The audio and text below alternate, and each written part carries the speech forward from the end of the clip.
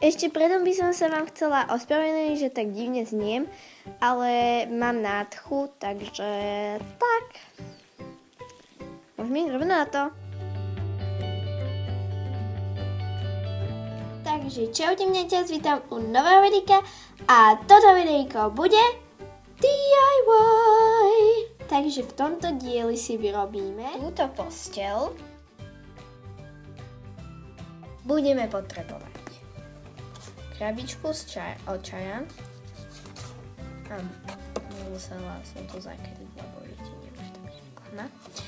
A potom budeme potrebovať kúsok látky. Niečo, čím vyplníte. Bata, alebo nejaké výkon, alebo niečo proste. Nožničky. Obojstranná páska. Kudne to môžete aj zašiť, ale ja moc profesionál v šití nie som. Takže poďme na to.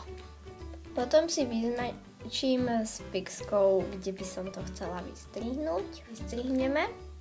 A ak chcete nafarbiť vašu posteľ, aby to bolo krajšie, tak ak máte farby, tak tú posteľ zafarbíte s tými farbami. Namalujte, nechajte uschnúť, nalepte na to takto obojstrannú pásku. Odlepte. Strihnite kúsok látky. Lepte. Vyplňte. Posledný krok. Ozdobte. Takže ja dúfam, že sa vám videjko páčilo. Ak áno, zanechaj like.